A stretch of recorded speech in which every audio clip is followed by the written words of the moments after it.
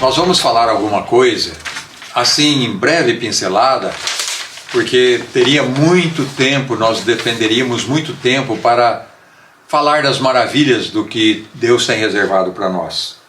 Mas vamos falar sobre ressurreição. É uma parte da escatologia que precisamos cultivar e saber o que é.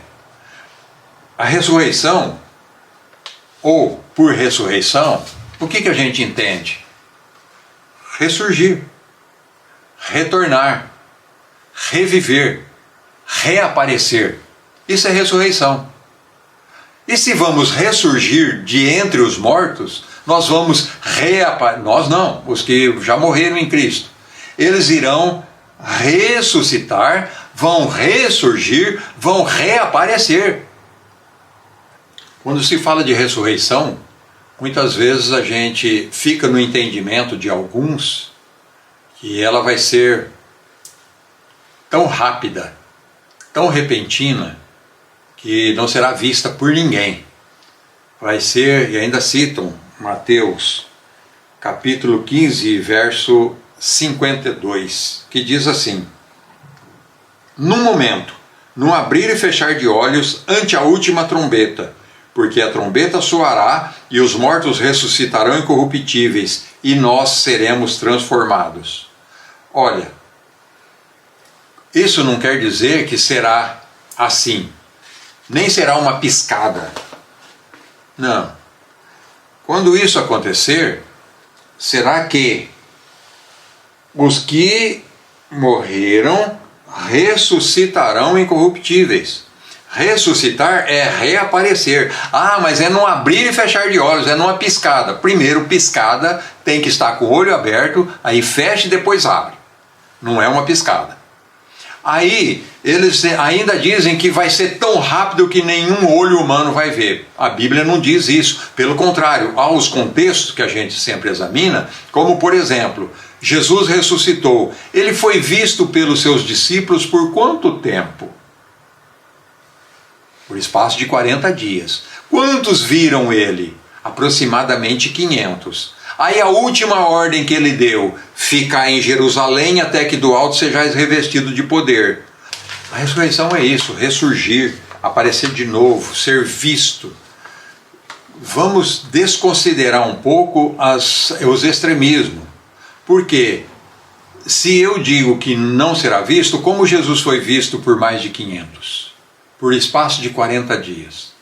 Vamos entender que quando Jesus ressuscitou no dia da ressurreição, enquanto houve que o céu se toldou, as nuvens, ou seja, vieram trevas sobre a terra, houve um grande terremoto e muitos santos que estavam na sepultura ressuscitaram e foram vistos por muitos dias, aqueles santos. Nós não sabemos, porque as primícias é Cristo e os que com ele se levantaram naquele momento.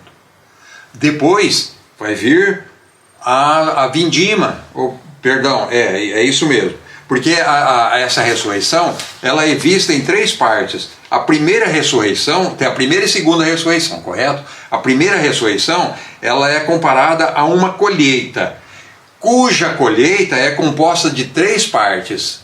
A primeira parte são as primícias, Cristo as primícias, e com eles os que ressuscitaram no dia quando ele foi sepultado. Estas são as primícias. Nós não precisamos saber quantos santos foram, não precisamos especular isto, basta crer que eles ressuscitaram e foram vistos por muitos na cidade de Jerusalém. Essas primícias são os primeiros frutos maduros, os primeiros cachos maduros, as primeiras espigas maduras. Então se colhiam, levava para o sacerdote e era oferecida como primícia, era uma festa maravilhosa. Hoje você não faz colheita, mas eu conheço pelo menos 2 jovens que fizeram prova de Deus e ofereceram as suas primícias. Deus honrou de uma maneira tão grande. Um chegou, ficou muito tempo estudando, trabalhando, dependendo do pai. E aí ele arrumou um trabalho. Ele arrumou o trabalho, ele foi e disse ao pai: pai, eu não vou dar nada em casa, eu vou dar tudo na igreja como oferta de primícias. O pai aceitou, era pastor, entregou, recebeu a oferta, apresentou para a igreja, oraram pelo rapaz. Ele é próspero. O outro, ele já tinha trabalhado, já tinha recebido outros ordenados, mas ele precisava de um documento especial. E ele disse: o dia que eu pegar este documento, o primeiro trabalho que eu fizer a partir deste documento, o primeiro ordenado eu vou entregar na igreja como primícias, como oferta de primícias. E eu digo até hoje, conheço bem de perto e sei que Deus nunca desamparou, mas há de honrá-lo para todo sempre. As primícias, então, são os primeiros frutos colhidos, são levados e apresentados a Deus, assim como serão, como foi Cristo, que retornou e está sentado diante de Deus ou à direita de Deus.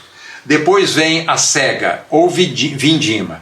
O que significa? A cega é aquilo que se corta, tipo o arroz, o trigo, ou quando colhe frutos, e vindima são os frutos que estão nas árvores, uva e assim sucessivamente. E por fim os rabiscos, aquilo que ficou para trás, irmãos, principalmente colheitadeira. Colheitadeira dá a impressão que é um desperdício muito grande. Ficam espigas de milho para trás, fica muita soja debulhada para trás e assim sucessivamente. Mas quem quiser pode ir lá e catar esses rabiscos, ajunta eles e depois então leva para o seu consumo. Dá muito que recolher. E é isso, assim será a ressurreição. Ela ressurgirá em 3 partes. A primeira, Cristo.